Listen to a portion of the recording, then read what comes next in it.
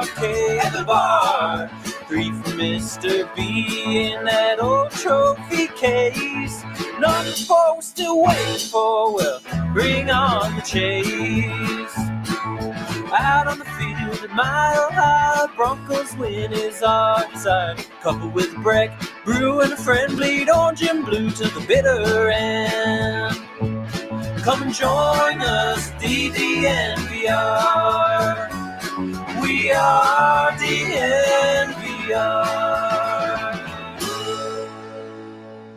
Welcome into the DNVR Broncos podcast on this magnificent Monday, the first Monday of the new year. I'm your host, Zac Stevens, joined by my man, Andrew Mason. And before we talk about a new year, a new you, a new football team, got to tell you about our presenting sponsor, MSU Denver Online. Over at MSU Denver Online, they are making it so you can continue to live your life while getting a career. Whether you want to take one class, whether you want to go earn a degree over at MSU Denver Online, they have it all for you. You can do everything, continue to live your life and get a degree. And right now, if you use the code DNVR Sports, they're going to waive that application fee. So it's going to cost you nothing to get in the door with MSU Denver Online and continue that education. So check them out over at MSU Denver Online. My boy, Mase, Happy New Year, my friend. Happy New Year. Happy 2022. Wish it was a little happier in Broncos country, but it's not bad. We got a nice snowstorm over the weekend. I'm looking out at the Rocky Mountains and seeing the snow-covered Front Range off in the distance. So it's a lovely looking day out there. Hopefully we'll be able to get some more snow here, keep things kind of moist. And although that boy, oh boy, I know people don't like the word moist. That drives people crazy. But just keep things nice. Hopefully get out of this extremely dry pattern that we've been in. Yeah, seriously. In a new year, hopefully some new moisture. And Mesa, a lot of people say hopefully a new coaching staff in Denver as well. I've got to ask you, what are your thoughts on the Broncos coaching staff after that game yesterday? You were in Los Angeles. You got to see it firsthand. What'd you think? I mean, I alluded to it in the story I wrote. A lot of it was more of the same. And what I'm talking about is, there were a lot of players absent because of COVID and injuries, and in particular, Kenny Young and Ronald Darby. So you literally looked at the defensive two deep, for example, and saw that 11 of the 22 guys on the two deep were out. So I want to kind of separate that and focus on the things that were still kind of within the control of the coaches. Okay. Start with the modified Philly special play call on 4th and goal. Now, it's been sort of alluded to that perhaps Drew Lock could have checked out of it when Nasir Adderley got close, and that's another discussion entirely. But at the same time, should the Philly special have been a play call there when you have a quarterback who just injured his throwing shoulder and had to get an injection, a painkilling injection, to go out there, and you expose him to the kind of hit that he had to absorb there close to the goal line? I did not like that call. On special teams, it's more of the same, but in particular, you focus on Deontay Spencer muffing a punt and Brandon McManus admitting that on the kickoff to Andre Roberts that went 101 yards the other way, that he put the ball in the wrong place. He was trying to aim it to the right. To which I say, no, when you've got a kickoff coverage team comprised of a lot of practice squad guys called up in an emergency situation, you're not trying to go in a direction. You should be telling Brandon McManus, just kick the hell out of the ball and knock it out of the end zone and not leave it to chance. Well, Mason, isn't that something that Vic kind of pointed to today when he was talking about special teams? He said, we have so many new people going in and out of special teams. And you're 100% right. You can control that. You can say to the one guy that's consistent, Brandon McManus, kick it out so we don't have to worry about the other 10 guys. Right. That's on Tom McMahon. And you know what? Vic Fangio is the head coach. So ultimately, that's on him. If he sees the game plan that says, with a bunch of fill-ins on kickoff coverage, and we're talking about this directional stuff, that's where Vic as the head coach needs to say, no, our most reliable element of that phase of special teams is Brandon McManus. Just tell him to knock the ball out of the end zone and start at the 25. Don't leave it to chance. And then yet another failed challenge. I mean, it's just kind of laughable when these things come up, and ultimately that's on Vic Fangio as well. So I put it this way: I didn't see a lot that was within the coach's control that flattered the head coach and flattered the guys on his watch. So to me, it was more of the same patterns that we've seen over the course of the year. And it was exacerbated by not having so many first and second teamers available. So then, Mace, my question to you is, in 1 week from now, heck, maybe even 6 days from now, what does this Denver Broncos coaching staff look like? Who is here? Who is not here? At the minimum, I think we know that Pat Shurmur and Tom McMahon aren't here. I mean, the question is all about Vic Fangio at this point. It's going to be a George Paton decision. You know what? Though Joe Ellis is also going to have an impact in that, even though Joe Ellis will be stepping aside when the ownership transition is completed, he is still acting as the ultimate boss over there. He also is still trying to do things as Pat Bowlen would have done. And so oftentimes I think it's very simple to ask WWPD, what would Pat do? What would Pat have done if you had a coach who had 3 consecutive losing seasons, if you had the same kinds of mistakes that are within the coach's control that continued to happen? I don't think Pat Bowlen would stand for it. Yeah, I don't think he even would have made it to 3 losing seasons, Mace. I don't think he would have been able to see the 3rd season if we were going by that standard. And you're right. And unfortunately for Vic, I think what's going to potentially really hurt him is this Broncos game in Week 18 at home against the Kansas City Chiefs. The Broncos have nothing to play for. The Chiefs have so much to play for. So that to me tells me Broncos fans probably aren't going to be eager to go spend $50 on parking, to go spend a couple $100 on food and beverages. So they're not going to be eager to do that. Now the game was moved to Saturday. Mace, I've already talked to a couple of people, including my brother, who said, I can't make the game. I was planning on going to the game on Sunday. I can't make the game since it was moved 6 days before the game. That's going to hurt attendance. And then you're going to have so many Chiefs fans there as well, plus empty seats. That is when an owner, aka now in this case, Joe Ellis, says, I can't let this go on another year. So I think it could step even above George Paton's head with this decision of Joe Ellis saying, from a business standpoint, I can't let this happen. So, Mace, I got to ask, is Vic Fangio the head coach of this team in 1 week from now? If I were it's basically a coin flip. If I were saying one side of the coin or the other, I'd say 55 that they're making a change at this time next week.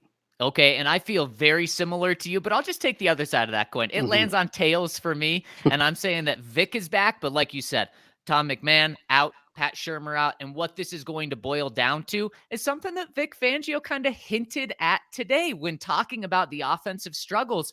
Vic said, we don't have to worry about the offense. It's going to be taken care of by George. What that tells me is George Paton is going to be picking Vic Fangio as offensive coordinator. George Paton is going to be picking Vic Fangio's special teams coordinator. This is going to be George Paton's staff, and George Paton is choosing to have Vic Fangio be the defensive coordinator and not lose his head title position. But I think there's going to be more things than just that changed. I think you're going to see the way that the game is managed differently. I think George Paton's going to have a game manager coach, or at least say, Mike Munchak is in charge of game management, and it's going to be George Paton really bringing this whole thing together. And I know that's not what a lot of people want to hear. That's just, man, this season has gone as bad as it could have after starting 7-6. The Broncos have lost 3 straight. Sure, 2 of them were pretty close losses. Yesterday, a blowout.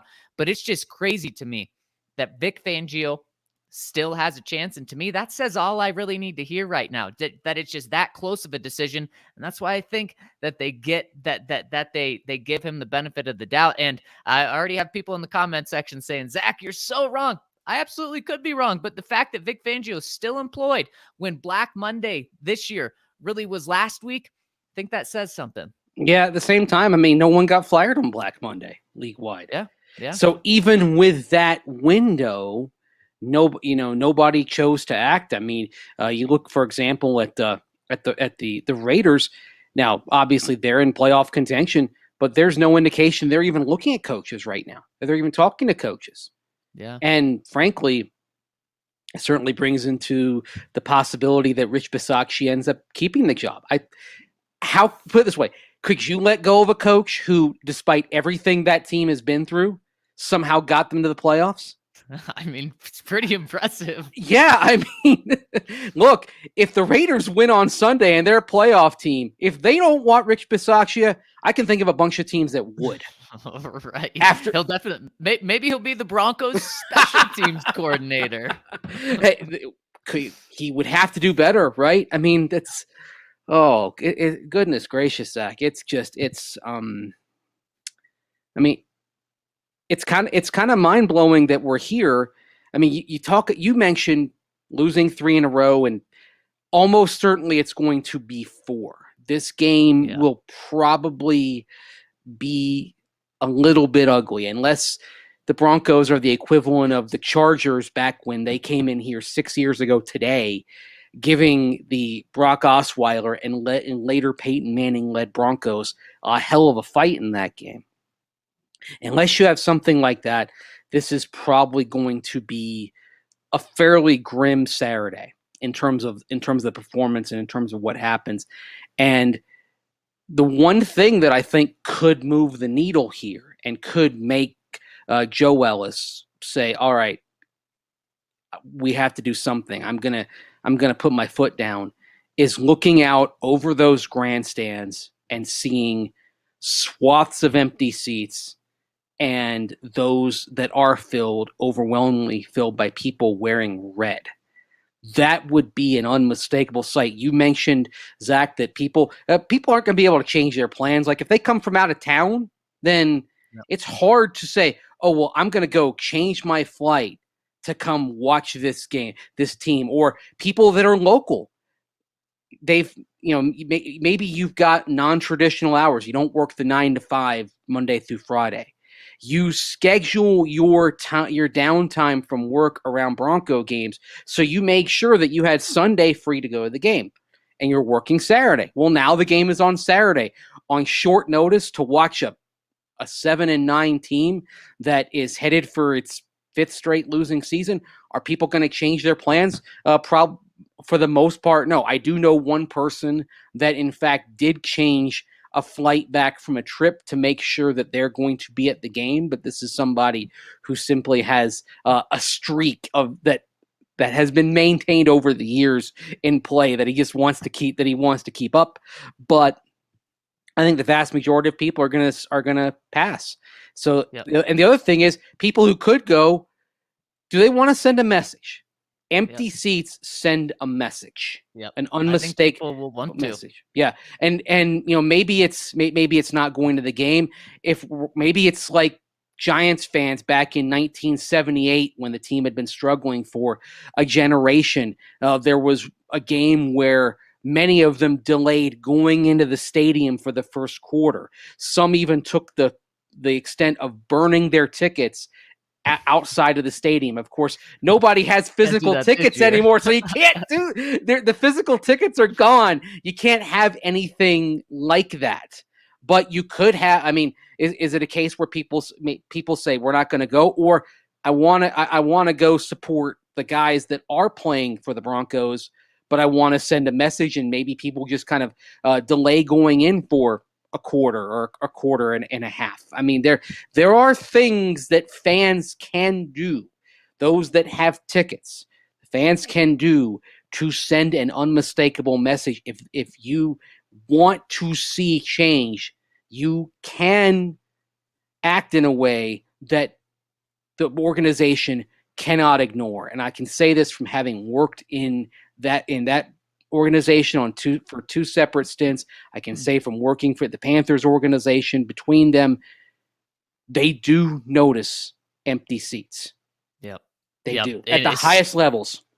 Yeah, and they really are paying attention to what the fans are saying, and that's why my confidence level probably went from a 60% chance that Vic was back to really closer to a coin flip, because of all of the fan reaction here. And it's interesting that some people kind of understand that, yeah, Vic's probably going to get the benefit of the doubt because of ownership, because of how good the defense is. And some people are just absolutely furious with the idea that Vic's back. And hey, I get it. I mean, Mase, you put it out last night, I believe, from 1980 to 2015, the Broncos had 5 losing seasons. And in the past five years, put 2016 to the side, they've had 5 losing seasons. Right. They've done what they did over 3 decades. They've did it in the past 5 years. Exactly. It took 34 years to have 5 losing seasons. And I mean, and it was 83. They had a losing season in 82, but that was really that was 2-7. It was that weird strike year. There's, probably the most anomalous year in the history of the National Football League. So the year after the strike, Broncos go 9-7. So 83 to 2016, 34 years, 5 losing seasons. What a time it was. And then just as many losing seasons in the last 5 years. I mean, they just think about that. What it took, they've accomplished in 5 years in a negative way what it took them 34 years to do before. I mean, that is, and if we throw out the strike year of 82, we can say it took them 40 years to have 5 full losing seasons, because they had a losing season in 75 and then went 9-5 in 76, Super Bowl in 77, which really launched the Denver Broncos into what we knew them to be for so long. And now they're at the worst point they have been since the Lou Saban era, 50 years ago. And again, we continue to see things happen to this team that haven't happened in 50 years. So it's traumatic for the fans, because unless you're a 60-year-old Bronco fan, you don't really have much of a memory of what this is like. You've never experienced this before. Yeah, even those people, Mace, as long as they don't have your memory, I think everyone's kind of forgotten about what this is like, and that's why it's so brutal. And don't get me wrong, there are plenty of reasons for the Broncos to move on from Vic Fangio. You don't need to think of them; they're right there for you, and that's why so many people are thinking about it. And Mace, that's why it's honestly time to start looking at the list of candidates for who the Broncos can bring in, and I want to get to all of them because there are so many. Who's at the top of our list? But first, I got to tell you about our friends over at Lightshade Dispensary. And right now, you can shop online or in one of their 10 locations, soon to be 11 in the Denver Metro and Aurora area. And you can get 25% off by using the code DNVR over at lightshade.com or in any of their locations. Make sure to use the code DNVR for 25% off. And right now they're featuring the Escape Artist, which is the highest award topical brand in Colorado that prioritizes quality and consistency with ratios available in 1-to-1 and high ratio CBD 20-to-1. They've got you covered. They use the best materials and ingredients to deliver the premium experience. And I'll tell you what, people at DNVR are big fans of Lightshade Dispensary, so you got to check them out by using that code DNVR for 25% off. Again, at lightshade.com or at any of their 10, soon to be 11 Denver Metro locations. Also, of course, check out us at DNVR. Of course, a great way to follow your Colorado teams is to become a DNVR member here for the new year. You get to read not only the content that Zach and I pump out on the Broncos, but also what everybody on the staff pumps out about Denver area teams that are doing better. You want to read all about the Avs and how they're rolling along. You want to read all about the Nuggets and how Nikola Jokic is launching what should be yet another MVP season. So if you don't want to read about the Broncos, we've got you covered on everything. Buffs, CSU Rams, Avs, Nuggets, Rockies when they get going. And of course, if you're a DNVR member, you get to come on down to the DNVR bar, get the big beer for a price of a small beer. And of course, you can leave comments for us on the podcast. We're going to get to some of those here later on. Another reason to become a DNVR member is you get a discount on the tailgate. We've got one last tailgate coming up on Saturday before Chiefs Broncos. The game got moved, the tailgate got moved, but we're going to be there with all the Breck brew you can drink, all the sexy pizza you want to eat. You can play flip cup, have some fun, hang out, enjoy the company of Bronco fans who are probably experiencing the same kind of frustration with the team that you are. Misery loves company, right? You can maybe drown your sorrows a little bit with some of those Breck brews. If you're a DNVR member, you're going to get a discount on that. So make sure you go on over to thednvr.com and purchase your tailgate ticket. You can even purchase a ride on the party bus from the DNVR bar leaving Saturday morning for the game. And so there's so many other things as well. There's a members only Discord. If you join the DNVR.com, you get extra raffle tickets at all watch parties. You get a free DNVR shirt with annual membership. You get weekly member deals in the DNVR locker and much more. So check it out and celebrate the new year in Colorado sports by becoming a member of the DNVR.com today. And celebrate the new year by bringing home the cash. Our friends over at DraftKings Sportsbook are giving you an opportunity to get in on this fantastic deal for one more week. They're offering you the chance to bet on any NFL or college football game.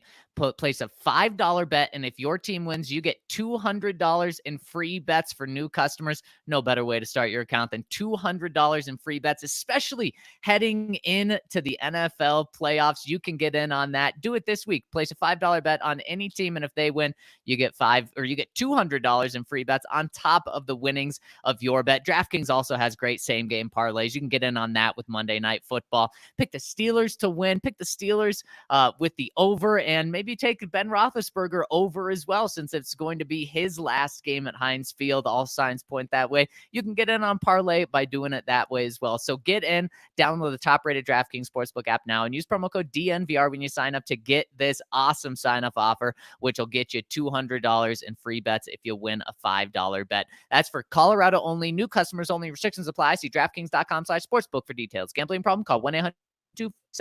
All right. I want to get to our DraftKings Sportsbook pick of the week as well, because, man, this is one that I couldn't believe my eyes when I saw it go up on Friday night, that Alabama is an underdog in 1 week from now in the national championship game. I mean, thank you, people. And over at DraftKings Sportsbook, Alabama right now is +3.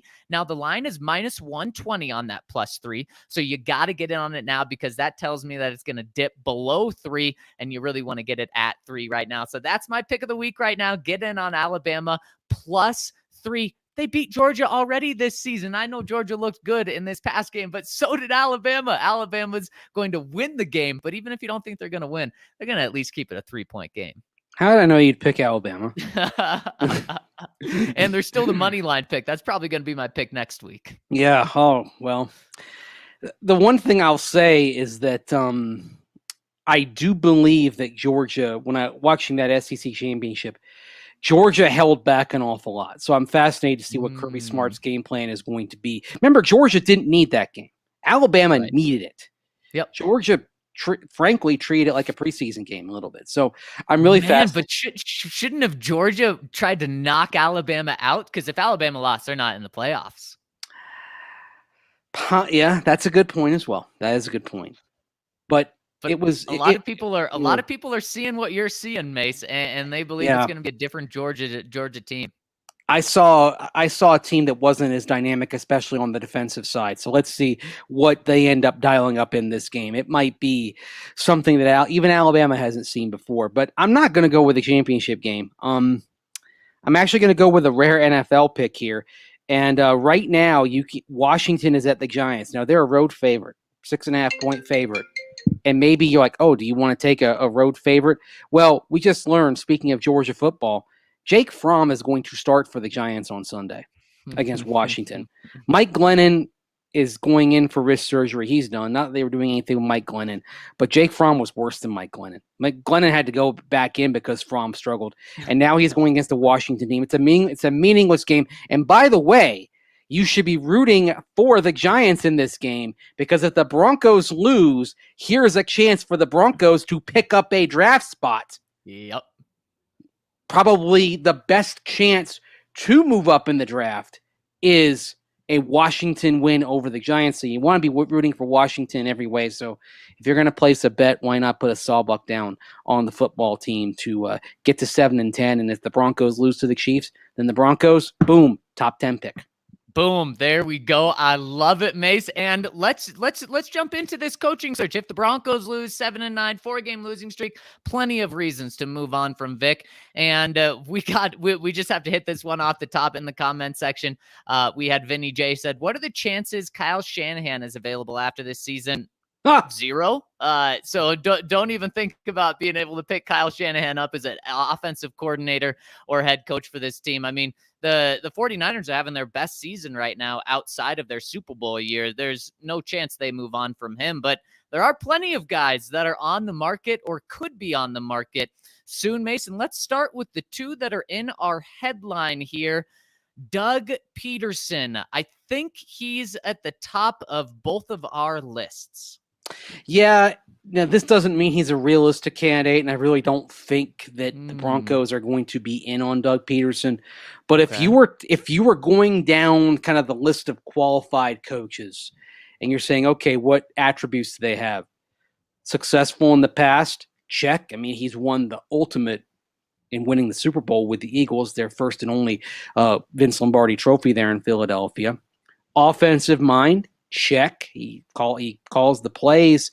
Of course, he not only came up under Andy Reid, both in Philadelphia and Kansas City as a coach, but also he goes all the way back to Andy Reid with the Packers under Mike Holmgren. I mean, he's been around bright offensive minds basically his entire career. Even was around a great coach in Don Shula way back when he was backing up for the Miami Dolphins. So you like the influences, you like the head coaching experience, you like the offensive background if that's what you're looking for. He's been successful. He checks every box that you would want in a head coach. But because of that, he probably will have his pick of jobs. And the Denver Broncos, is that the job that he would really want right now? That's the great question. And we actually have a comment in our comment section, which we'll get to in the third section, asking us to rank these jobs. And I think that's an important thing to do. So we'll do that in the third segment. But Mace, so that's the reason you think the Broncos won't be on him, is because he may view other jobs better, or do you think it's the Broncos not having interest in him? I think it's a little bit of both. I think they're looking in different directions. I mean, to me, honestly, I think you'd be a fool not to have interest in Doug Pederson at all. But I think the antenna is direct. If they do move on, is directed toward other potential coaches than Doug Pederson. Maybe there's a thought that they think, okay, with the ownership situation being what it is and not knowing who's going to own the team in a few months, is it really something where they could get him? I mean, you've got the ownership situation, the quarterback issue. I mean, all these kind of come into play unless you can say at quarterback, hey, we're going to go get Aaron Rodgers. That's the sort of thing that could be very enticing. But a situation like Jacksonville, where you have Trevor Lawrence, a pretty raw lump of clay, that could be appealing. At the same time, Jacksonville has its issues as well, because apparently they're going to keep Trent Baalke around as an executive, and there's a lot of indications coming from around the NFL that there's understandable hesitation on some coaching candidates to work with Trent Baalke. Yeah. And Mace, we have Ian B coming in here, and he's building a super team. He says, Brandon Perna, the head coach, Andrew Mason, special teams coordinator, Ryan, offensive coordinator, Wade Phillips is the defensive coordinator, and Zach is the QB1. I love where we're going here, but he also brings up a more serious point and says, in all caps, no more first-time head coaches for now. And honestly, when was the last time the Broncos had success with a first-time head coach? Now, it doesn't mean you can't find it. Look, Sean McVay is having success. You can find success with first-time head coaches. Brandon Staley right now is on the cusp of making the playoffs. He's one game away from making the playoffs in his first year. You can have success, but man, Mace, we've been living in a world where we just see rookie head coach mistake, rookie time after time after time. Gary Kubiak was not a first-time head coach, and the Broncos had success with him. The Broncos have not had success with rookie head coaches as far as I can remember, honestly. So that is something that I love about Doug Pederson. And he's not just a guy that's had experience. He's had fantastic experience. He's had so much success. And then on top of that, he's an offensive mind. And then on top of that, he's had success with Nick Foles. We're going to talk about Nathaniel Hackett in a little bit. He had success with Blake Bortles. That's a huge cap tip to him. Same with Doug Pederson. He led a team to a Super Bowl win over Tom Brady and Bill Belichick with Nick Foles. I mean, there's pretty much nothing that I don't like about Doug Pederson, but because of that, Mase, I kind of where you are. I think he's going to have his pick of jobs. I think he's the top candidate out there, and where the Broncos stand in a number of reasons, I don't think they're the top job on the market. Yeah, and I think we mentioned the Raiders earlier, and if they do move on from Rich Bisaccia, Pederson might be the guy in Las Vegas that they end up targeting. And that would be a good error, unfortunately. Yeah, I don't really want to see that from the Broncos' perspective, but I think maybe he can get Carr up just a little, kind of a half notch. It's certainly a roster that has some talent to it, and certainly a team that, as we've seen in the last couple of weeks, actually has some grit to it as well. What they've done in the last couple of games in particular kind of shows what sort of reservoir of intangibles that roster possesses, and so that may be a more attractive situation. You mentioned when was the last time the Broncos had success with a first-time head coach? You got to go all the way back to the late Dan Reeves, who passed away this weekend. And he came from Dallas, and at the time was the youngest head coach in the NFL when the Broncos hired him. Now, that is such an interesting set of circumstances because that was an offseason when the team was sold by the Phipps brothers to Edgar Kaiser. And Edgar Kaiser assessed the situation, met with Red Miller, met with Fred Gerke, the general manager. And Red Miller, by the way, another first-time head coach who did have success. So it's not like the Broncos haven't had success with first-time head coaches. You just have to go a long way back to find it. You got to go back through the decades. So Kaiser buys the team, meets with Gerke, meets with Red Miller, doesn't like what he kind of picks up, and at that point goes forth with his plan to make a change at the GM and bring in Grady Alderman from the Minnesota Vikings, like George Payton, although they had completely different backgrounds. And then, of course, hires Dan Reeves, and Reeves was successful. But that's not the kind of thing I think you're going to see here. I think if they make a move on coach, it'll be early.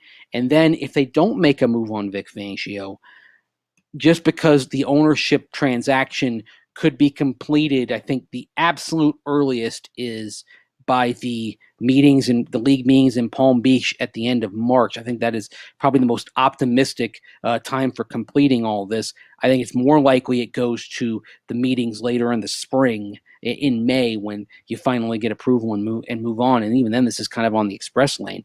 But I think in that case, you would see the owner more likely saying, he's going to sit back this year, watch, and then proceed. Of course, the problem is this: unless you have done something at the quarterback position that really excites the fans, that new owner is probably going to be looking at some unsold suites and some unsold club seats when the season begins. If the Broncos bring back Vic Fangio and don't make a big strike for an elite quarterback in the trade market. Yeah, it's a fantastic point and really good insight there, Mase. Okay, let's go to the other name that's in here because Benjamin Albright has continued to talk about Dan Quinn. Dan Quinn. We've talked about him a little bit in the past, but Mase, where does he rank on your board of guys? And it doesn't have to be exact number, but is he pretty high up? Would that be a great hire? He's pretty high up, and I know people are going to say, oh, well, he's a defensive coach, and they prefer an offensive mind. And after the last 2 years, believe me, I understand that sentiment. But at the same time, I think the most important thing you're looking for in terms of a coach is you're looking for kind of a big picture perspective, and you're also looking for kind of an ability to manage the team, manage the players, manage the personalities. That's something that Vic Fangio at times has appeared to struggle at. And that's something that Dan Quinn, that is a strength of Dan Quinn's, his big picture perspective, being able to kind of manage individual personalities, relate to them. you can ask, for example, Tyler Columbus, who played with Dan Quinn in Atlanta, and actually got cut by Dan Quinn, and what that experience was like, because Tyler to this day speaks with extreme praise for the way Quinn managed the team, for the tone that he set, for the way he related to his players. We see glimpses of that. There was that game, of course, where he had to be the head coach for the Cowboys against the Saints, and we see kind of the enthusiasm, the energy. It's a completely different vibe than we've seen in the last few years. And he brings that head coaching experience, and that I think is a strength, because you say, okay, what mistakes did you make? How would you have done things differently? And I'd be curious to see how Quinn answered that, because there were a lot of things that went right in Atlanta while he was there. It kind of faded down the stretch, but he made he made good offensive coordinator hires in general, Kyle Shanahan, and then Steve Sarkisian did a good job running that offense after he replaced Kyle Shanahan. Not on the level of Shanahan, but did well enough to basically build his name back up to get a big time head coaching job in the college ranks eventually. So you focus on what he did right. You want to see, like, how would he do things differently? What's his offensive philosophy going to be? What is his plan? And of course, with Dan Quinn, there's a background with George Paton. They worked together in Miami over a decade and a half ago. And there was that report from, I believe it was 7 years ago at this time, on Pro Football Talk, that, and this was when Dan Quinn got hired by the Falcons. He got hired in this cycle, in the post-2014, early 2015 hiring cycle, that George Paton was on some radars as general manager, and that he had contemplated having Dan Quinn as his coach because of the background the two shared and the relationship they have. But Paton pulled out of the search. Dan Quinn still thought that was the right time to be a head coach, and then kept his name in and got the Atlanta job, and took them to only the second NFC championship in the history of the Falcons franchise. So it's kind of, you see these little breadcrumbs that are out there that show that there could be really something to the notion that George Paton at some point wants to work with hand in hand with Dan Quinn in an organization. And there are a lot of good things about Dan Quinn. The intangibles are there. I think he is good head coach material. The only thing is that I disagree with Mase is what the Broncos need the most right now. And you said they kind of need that head coach to bring everyone together. And that's certainly important. What the Broncos need the most, in my opinion, is that offensive mind. And that is something that Dan Quinn just doesn't have. Now, he has been successful. I think it's a great point that you bring up. He has been successful hiring offensive coordinators and having a good eye for that.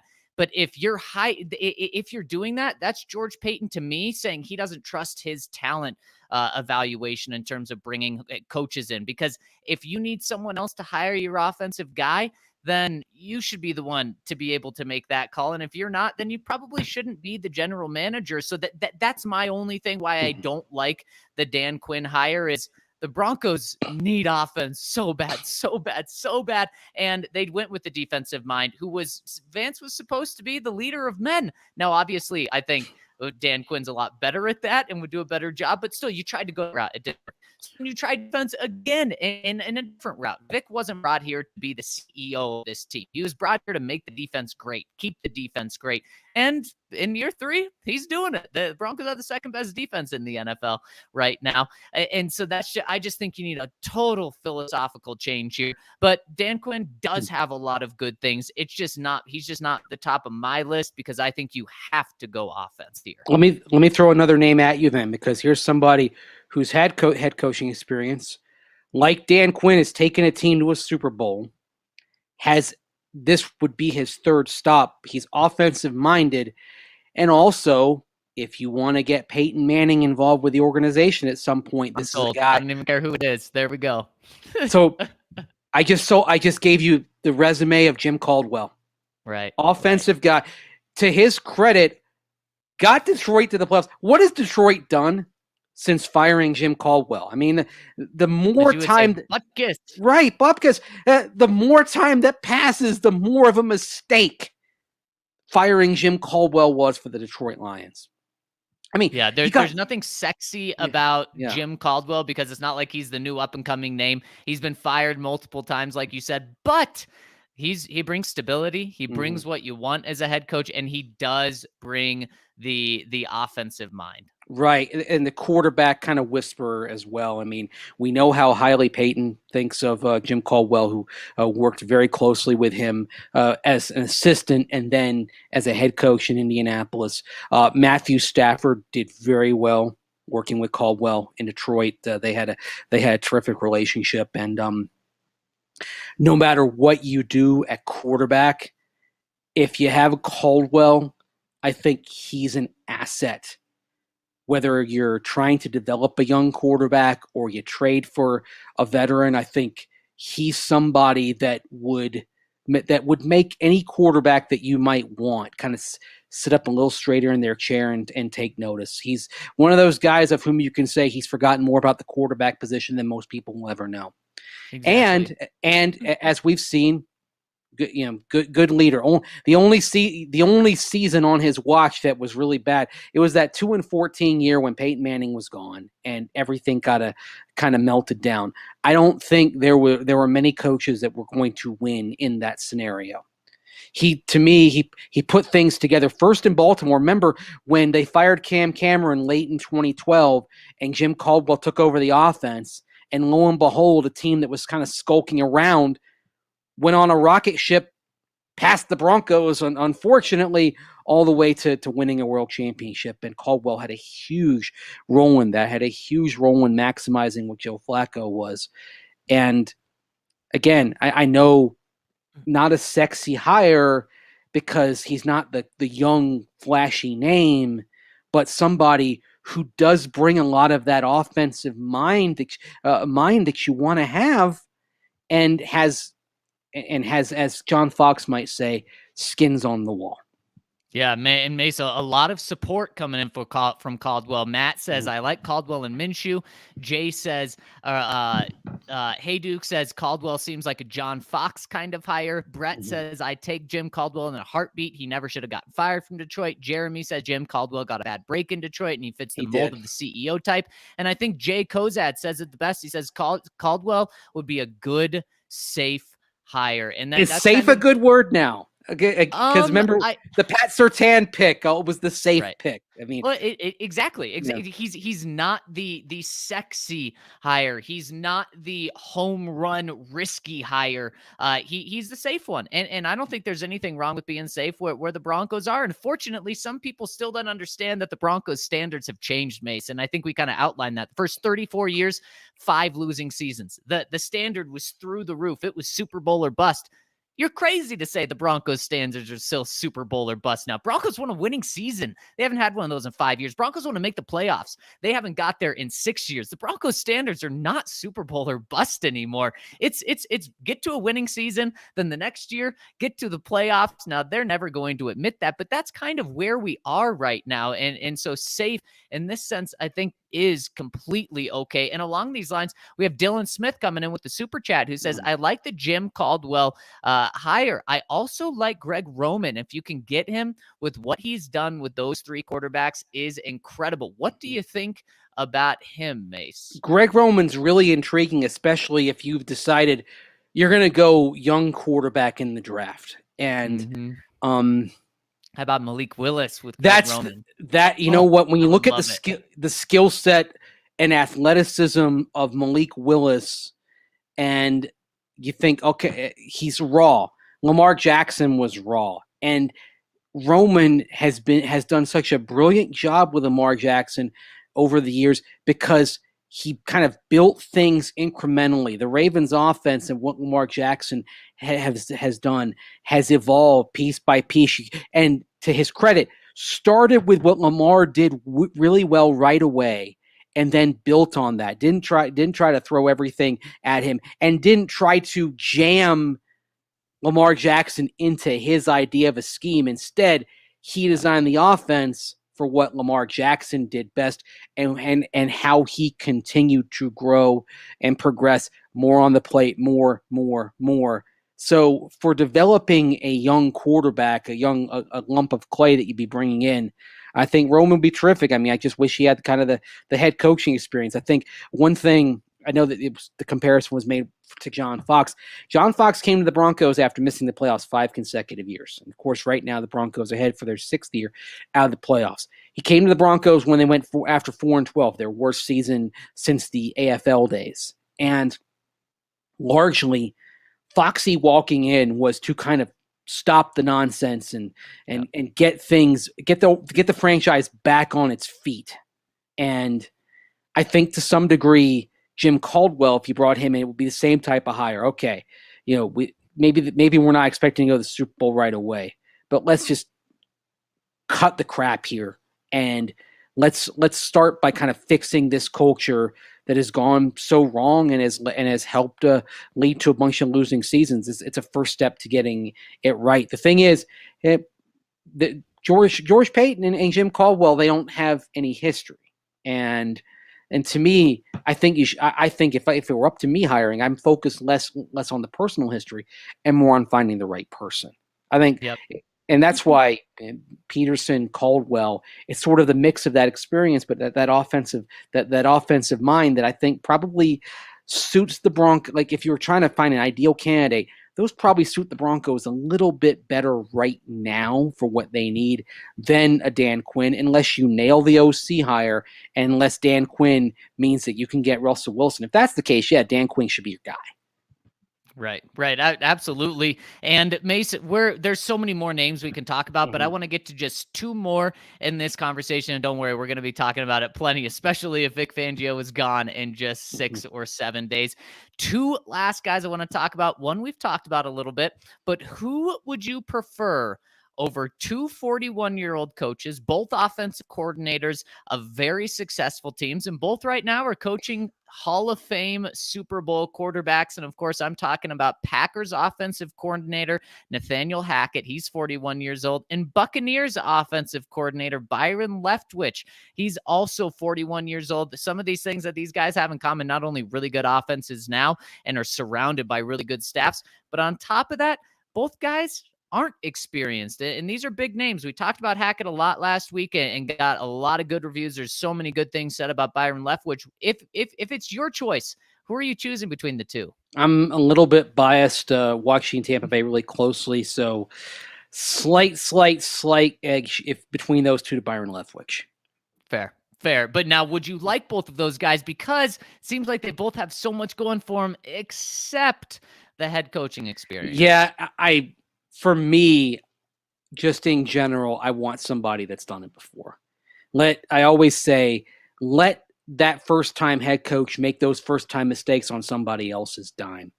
And we've seen now the last 5 years 2 first-time head coaches who've made mistakes on the Broncos' dime. I think the worrisome thing with Vic Fangio here is that we're in year 3, and we still see some of those management snafus.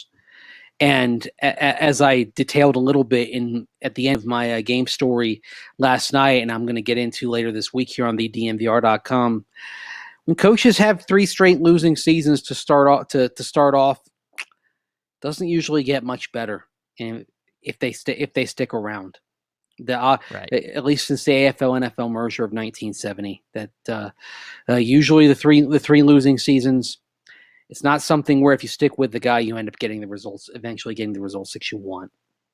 Right. Yeah, you're right. But if you want to get the results that you want, check out our friends over at Green Mountain Dental. They will absolutely live up to your high expectations of them, because we've had several DNVR listeners switch over to Green Mountain Dental, and they have all given us fantastic reviews about their experience, including that Green Mountain Dental, they treat you like family, which is so important when you're trusting them with your teeth, that they treat you like family. And on top of that, they can talk Colorado sports because they are part of our DNVR family. They're diehard Colorado sports fans. So might as well go to a place that's going to treat you good, and you're going to be able to talk Colorado sports. And on top of that, if you schedule a cleaning, x-ray, and exam, you'll get a free Sonicare toothbrush. That's right. They'll give you a free Sonicare toothbrush from just taking care of your teeth. So schedule a cleaning, x-ray, and exam with our friends over at Green Mountain Dental and get a free Sonicare toothbrush.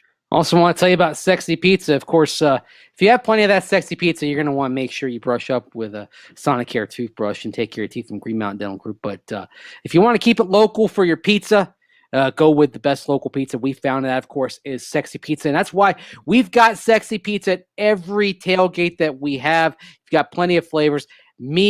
I love that green chili pizza that they serve. I had a slice of that before the Bengals game a couple weeks back. And you know what? Game was terrible, as we experienced. But the best part of my day was that slice of green chili pizza that I had over at the tailgate. So come on out to the DNVR Broncos tailgate on Saturday and get some Sexy Pizza. But you know what? We're getting to the offseason. No more tailgates.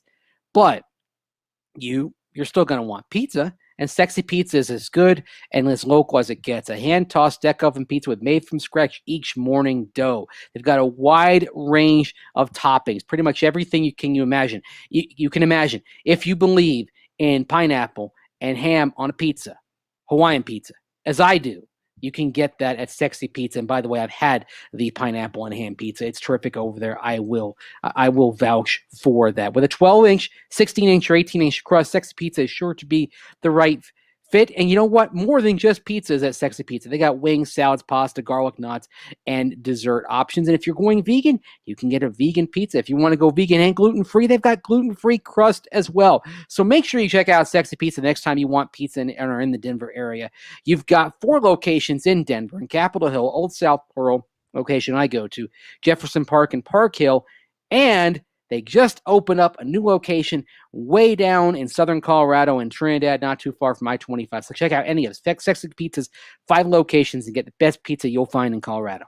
Speaking of top of the line, our friends over at Saturday Neon are making the best neon signs that you could ever imagine. They've got them for CU, they've got them for CSU, and both of these signs are so cool. We've got them both at the DNVR bar, and they are awesome. They're top of the line, and if you want to get one from your school, go on to Saturday Neon's website to see if they have it, because they keep expanding their reach. They're the best neon signs out there, and if you want to illuminate your game day experience, you can do it with 10% off by using the code DNVR over at Saturday Neon. You'll get 10% off any of their signs, and they really are the coolest thing ever. You want to get someone the best gift ever?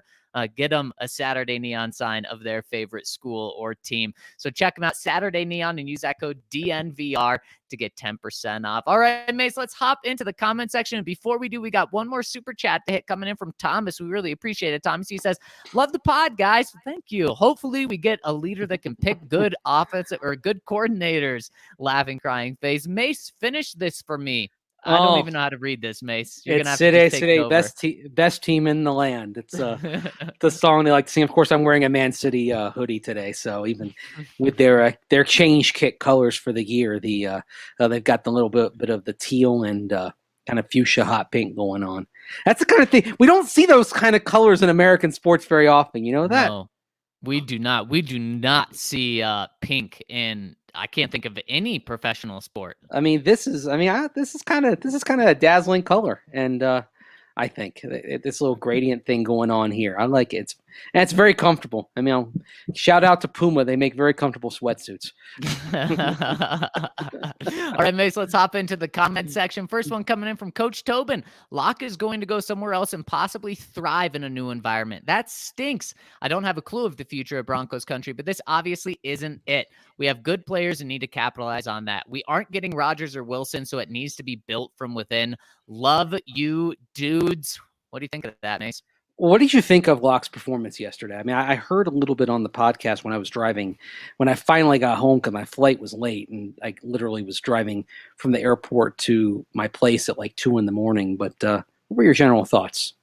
I think Locke in these past 2 games has been fine, good. I don't want to go too crazy, though. The stats, I think, are better than he's played. And what I look at is the overall offensive production. And the overall offensive production has been terrible. Yeah. The Broncos in these past 2 weeks. I mean, the Broncos have put up not even 13 points a game on offense. I mean, yesterday they put up 6 before garbage time touchdown. And 2 weeks ago, they put up 6 outside of a Bradley Chubb near pick 6. So that your quarterback is the one that gets all the praise, rightfully so, when the offense is tearing. The quarterback should probably also get the most blame. And I know that he wasn't helped out by the running game, and I know there were drops in that Raiders game, but still 158 yards in that Raiders game. I mean, at what point are we going to open our eyes and put some of that on the quarterback? So I do want to give him credit. And I gave him a lot of credit last night. He has not turned the ball over in these two starts. That is incredible. That's where he needed to start. But to say that, he's a top 10 quarterback, he's ready to be the franchise guy, I'm nowhere near that yet. Yeah, and one thing, I mean, he is one reason they're not able to run the ball well is you're seeing more stacked boxes. So, and that's it too. It is both teams have said we will let Drew Lock beat us. Yeah. And you know what? Drew Lock hasn't beat him. Drew Lock's been efficient, but he hasn't beat him. And I would say this, like, I got all sorts of vitriol for posting the ESPN QBR last night for Drew Lock, which was 18.8. I literally, like, people are like, oh, you selected that number. I literally post the QBRs every week. No matter who's the quarterback. It's informative. Now, we have the PFF grade in, we have the passer rating, we have EPA per play, we have CPOE, completion percentage over expected. And I think it's good to kind of take a step back, look at all of those kind of on a week-to-week basis, and what do we see? So when you take we take all those and put them together among 29 quarterbacks with enough plays to be evaluated this week. His passer rating was 5th, although, like you mentioned, the thing that kind of boosted that, the touchdown, came in garbage time. The PFF passing grade, it was 15th out of 29 quarterbacks. His ESPN QBR was 28th of 29. EPA per play was 15th. Completion percentage over expected was 15th. So you kind of look at that, and basically it kind of reveals that it was a mid-tier game. It was fine. It was not great, but it wasn't bad. And yeah, I feel and he hasn't turned the ball. Evaluation saying fine and good with those numbers, right? And I think it's big and significant that he has not turned the ball over. Although we know that there were a couple of near misses. There was the play where Kendall Hinton tripped, but that was also a throw into traffic. That even if Hinton doesn't trip, Derwin James is in position to make some kind of play on the ball. So that doesn't, and I think, for example, in QBR and even in PFF, they're not going to look favorably on that throw. But every quarterback has throws that they want back in a game. He's been fine.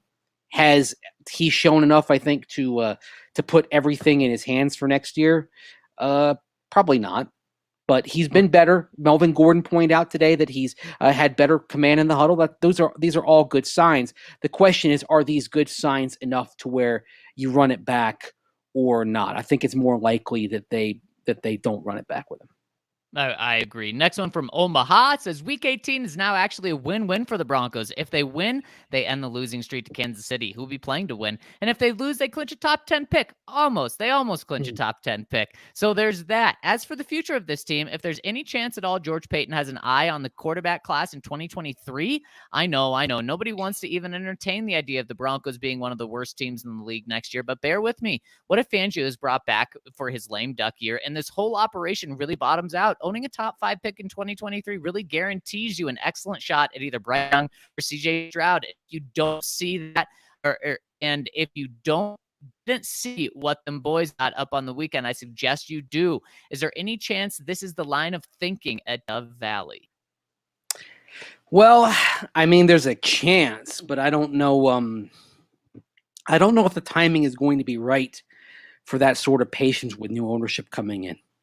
I have a hard time believing that the Broncos are going into this year saying, let's bottom out for a 2023 quarterback. I can't imagine that. Because here's the thing. If you have new ownership, let's assume that the new owner says, okay, whoever is here, I'm going to give this year. Okay. I'm going to watch him in 2022, see how it goes. Well, if you're sitting there and you bottom out, you go 4-13 after 7-10, in spite of what George Paton did in the draft, that's not going to reflect very well on him. A new owner may sit there. The new owner is the rogue planet in this solar system, so to speak. You don't know. You don't know if they're going to be patient. You don't know if they're going to be impetuous, and thus, I don't think that it really behooves George Payton to go into next year and say, I'm punting this year completely to try to get Young or Stroud. I don't think that that's something that he can really afford to do.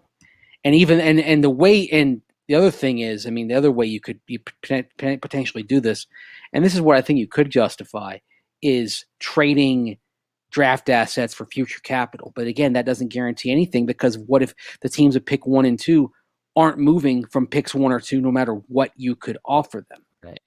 That's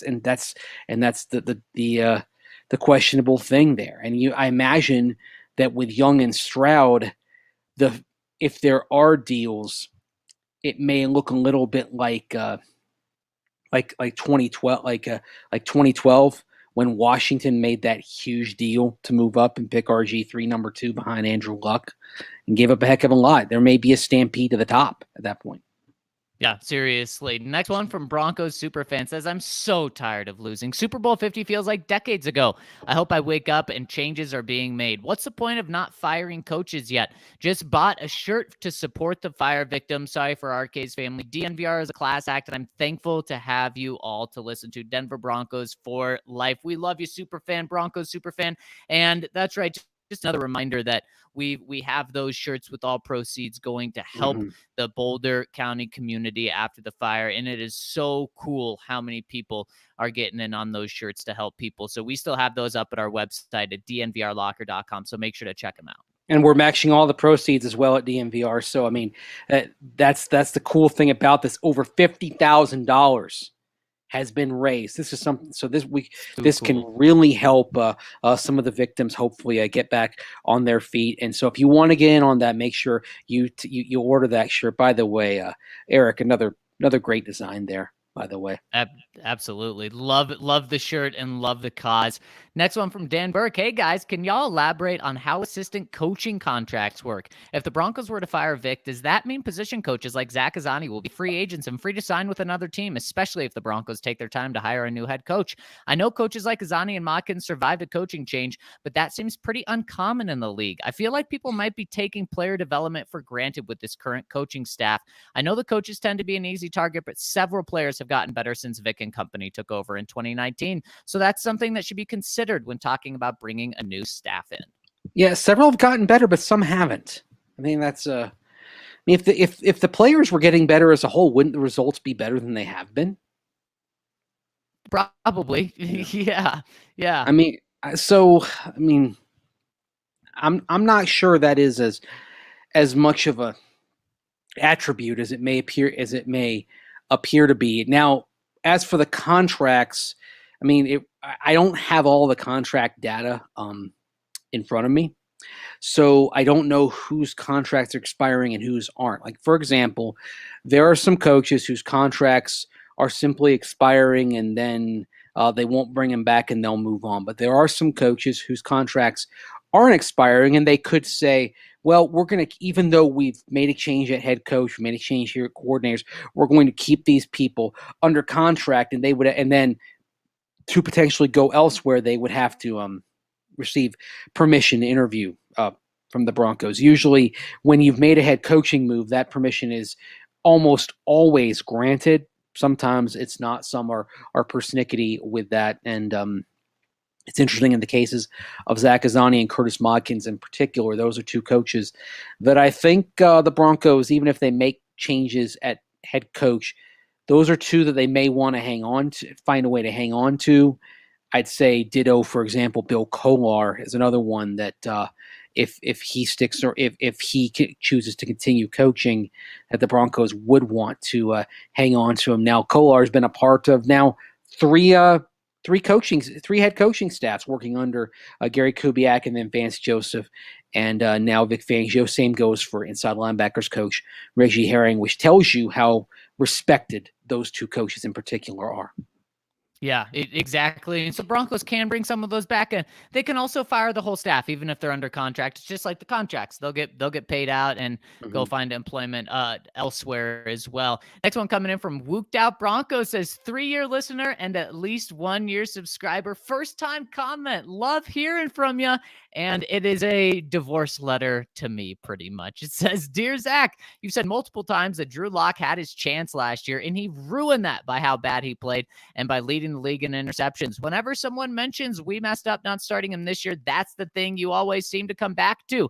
And then he reminds me of a lot of things. How Drew Lock looked good in week 1 of last year. Week 2, he gets injured. His first week back, he becomes the youngest quarterback to win in Foxborough. Says, obviously, there's the Chargers comeback, which we should say a lot more when giving credit for. And then he ended the season on a run that showed potential as well. And he says, with all those things against them last year, you can't use that as your main argument when you say we gave Lock a chance. Also, we would have beat the Saints if we weren't in this ridiculous protocol world we live in, which I like to think we're not going to live in forever. So don't rate my quarterbacks based off that. Something you're leaving out is what Drew Lock did to put you in that conversation. He broke protocols, lied about it, and that is how the Broncos got put in that situation. So don't forget to leave that, or don't leave that out there. He also says it was all doomed when we fired Rich Scangarello, who obviously ran the type of offense that would work for that type of quarterback. For Pat frickin' Shermer, what a waste of the time this season was. Duped all of us a bit. Was fun being excited about the playoffs for a little bit, though. Much love, appreciate y'all, and I appreciate you, and I appreciate you giving me some pushback.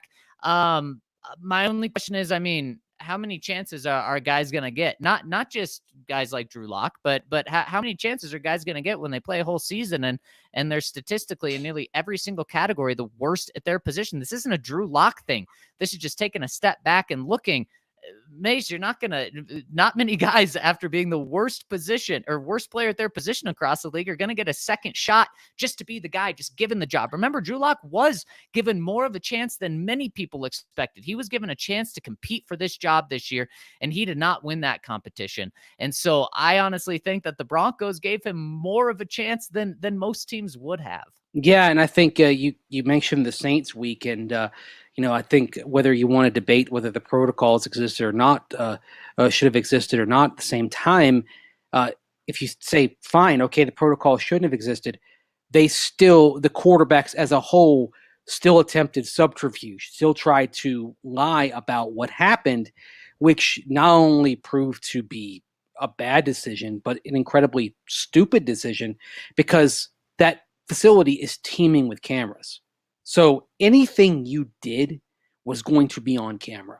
So on multiple levels, it was just, for all the quarterbacks in that room, was a poor decision. It's why, frankly, if it had been up to me, I would have just kind of cleared house and started over again. You kind of had to question, I think, the decision-making process, the thought process there. And it left the whole team in the lurch. There's the phrase that often is used in Britain, letting down the side. Well, I don't think you could let down the side, so to speak, the entire organization any more than that. And I think that's and frankly, I do believe that does linger in Vic Fangio's mind when he thinks about the quarterbacks and his thoughts on Drew Lock. I know that people kind of have dissected his less than enthusiastic statements in recent weeks regarding Lock's play. I think some of that kind of goes back to that week and his feelings on that. Yeah, absolutely. Next one, we want to get to as many comments as we can in the next couple minutes. Next one from Sobey Brothers. Happy New Year. This is our first time commenting after subscribing a few days ago. We got him. Welcome to the fam, Sobey Brothers. Thank you. With the new year having commenced by the time you read this, we note that it is regrettable that any fresh starts or new beginnings are temporarily on hold, since we all to immediately thrust ourselves back into the hold that is watching the 2021-2022 Broncos. I believe earlier this year, I heard may say that a team takes on the personality of their head coach and quarterback. From an observer's view, Vic Fangio is as emotionally dynamic as a potato. The Sobey brothers declared that the Denver Broncos' New Year's resolution should be to hire a head coach who has some intensity and maybe some panache. Right now, who do we think the Broncos rally behind? Who is their leader? If Peyton decides to change the head coach this offseason, he needs to hire someone who the players will play for rather than play out of spite of. Question, with all things being equal, how do you feel about the Denver Broncos right now? Vic Fangio was intense every game as he was in the Dallas game. Good question. I mean, look, I don't want to see a coach kind of be intense for show. That's the thing. Like, I want it to be something kind of honest, and and kind of being overly demonstrative is not always the best thing. I mean, but I do think the coach does take on the personality. I think the one thing you don't want to be is confused. Like, you don't want to have that look where you're like, what the hell's going on out there? And I mean, I know Vince Lombardi famously was yelling that, but he kind of yelled it decisive. You don't want to kind of have that kind of confused, that kind of squinting look, like, what? You don't want, if for those of you watching, you could kind of see that. You want somebody who's intense or stoic. Like Bud Grant was stoic, right? Like back in the day, Hall of Fame coach for the Minnesota Vikings. It was a matter of kind of giving the impression that nothing was going to faze us. Chuck Noll was stoic, and the teams kind of took on that personality of being kind of, hey, we'll take punch after punch, but we're not going to deviate from what we're trying to do here. And so I think like there are kind of different things so you can be intense and kind of fiery and demonstrative, and that has its value. And you can be stoic, and that has its value. I think and both of those can be a benefit. I think the one thing you don't want to be is looking kind of lost and confused. Yeah, exactly. And yes, it is important to have that personality, head coach or quarterback, and the Broncos do not have that. Now, the comment section has some pretty funny comments, but also let's keep it civil. Anytime we talk about Drew and Teddy or just Drew, it gets a little out of hand. Let's keep it civil. And would you please hit us with a thumbs up over on the YouTube channel? We would really appreciate that. It helps us. And we also love seeing your comments. Let's just keep it nice. Subscribe as well. We'd really appreciate that. All right, Mace, let's get to a couple more here. PS2 chimes in and says, another season down the drain. A great roster wasted on this coaching staff in Bridgewater. Can we finally admit that Locke was the right choice? Over the last 2 games, he has a 70% completion percentage, 1 touchdown, and 199 passing yards per game. Those are pretty much Teddy Bridgewater numbers, so why not go with the upside? Not to mention the rest of the team has not put Locke in a position to succeed. The running game has not gotten over 100 yards in a game 6 times this season. 2 of those came with Locke starting. The other 4, they went 2-2 in their 2 wins coming against Washington and Jacksonville. Also, both teams were held to under 13 points or under. Also, Locke had to deal with missing key players this game and having multiple drops in the Raiders game. Honestly, Locke has moved the ball better down the field than Teddy. It hasn't resulted in points, but how much blame can you put on Locke? He got the Broncos inside the Chargers 10 3 times today. Each time, he only got to throw 1 pass. One was a touchdown, one was a 5-yard pass, which was the most yards gained, and the other was -1 yard. You guys can try to cherry pick stats that prove Teddy is the better quarterback, but Locke has shown us the team made a mistake. It is too late for Locke in Denver, but he will have a fun time beating us in the next 10 years with the Raiders. I love how people think that when you have like multiples, like a bunch of stats, people think that's cherry picking. I'm sorry. I mean, if anything, I feel like we've tried to have a broad-based range of stats to say, okay, this is what they are. That's why you put up QBR, but you also put up passer rating. You go for the PFF grade and CPOE and EPA, expected points added per play. I think you want as much as possible to get kind of a broad-based thing. And the other thing is, if we're going to kind of talk about how they're moving the ball, look, they still averaged more yards per possession, more points per possession, all that with Bridgewater. So and the other thing, like I mentioned earlier, is you're seeing a lot of stacked boxes. I mean, right, teams the last couple weeks are daring the Broncos to throw the ball. Right. And that's why I asked Melvin Gordon today about what they were dealing with on the ground. Why how do you adapt to when teams are basically selling out to stop the run, which is logical because what the Broncos have done best. And he made the point that Curtis Motkins told him that, hey, being a team that's successful running the ball is having that success when they expect you to run. And that's getting to kind of the next level. When you look at truly great teams running the ball, they were the ones that would jam it down your throat even when you were expecting it and say, okay, this is what we do. You figure out how to stop it. We're going to execute this better. And the Broncos, unfortunately, haven't done that, which also hasn't helped Drew because that doesn't help the play action game either.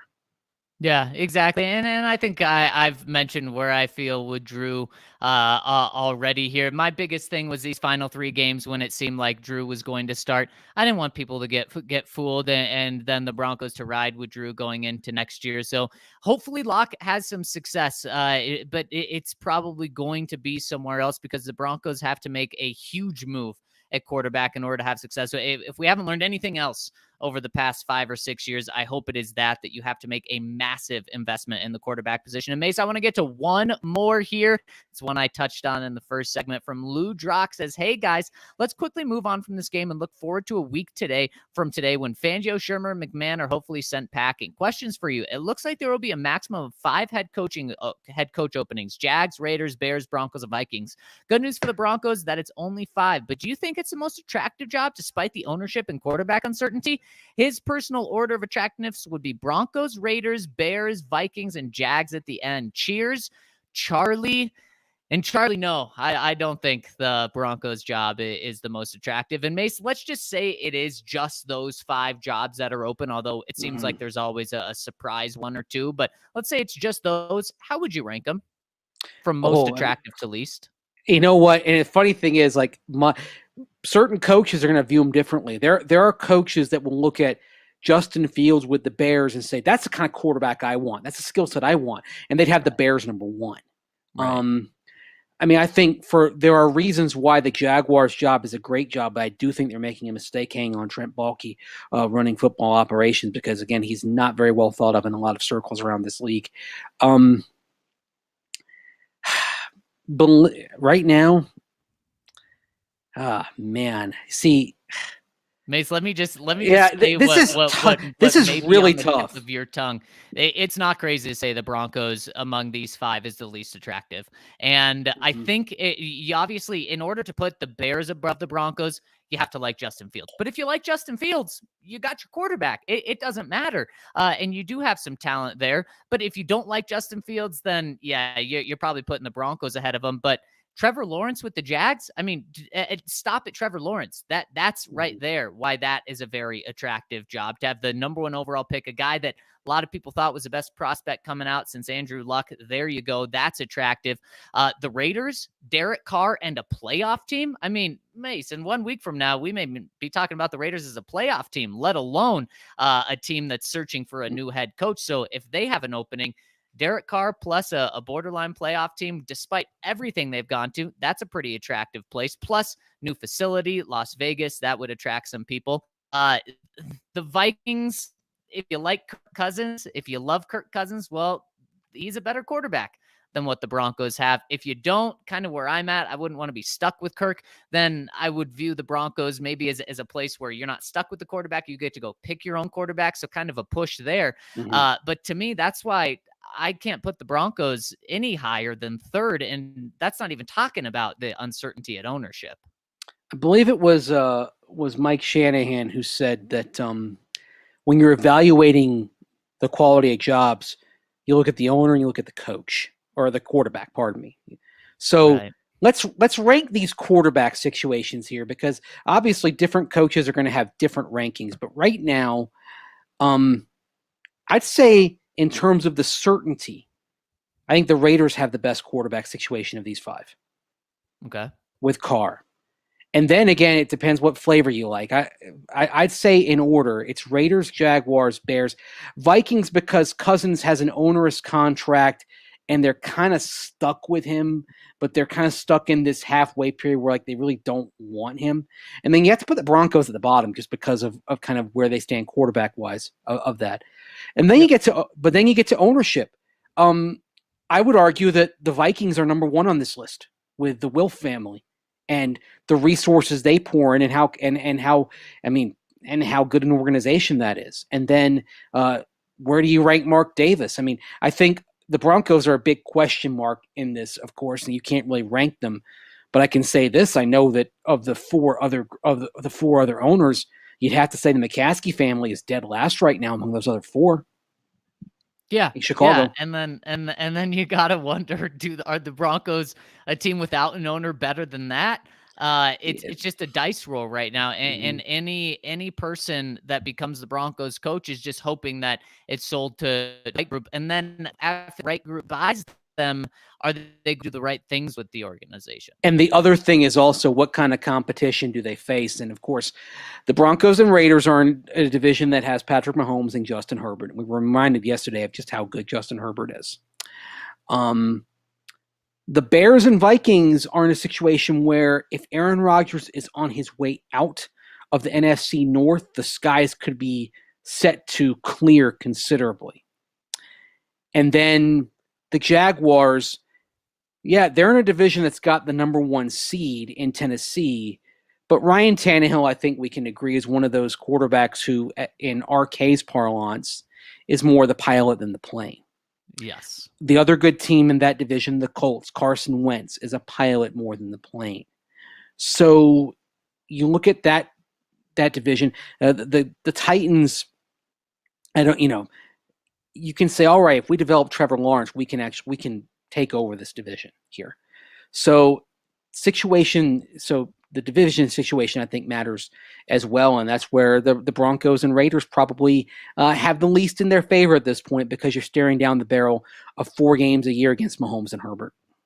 Yeah, you're absolutely right, and it's an interesting conversation, one we're going to see potentially play out in just the next couple of days. And of course, for anyone that didn't catch it, the Broncos play this Saturday. The game was moved from Sunday to Saturday. We're going to have you covered with everything you need to know leading up to the game, right after the game, breaking the game down, breaking where the Broncos coaching situation stands, and if any breaking news happens, we are going to be here. Got to give a shout out to our friends over at Green Mountain Dental one more time.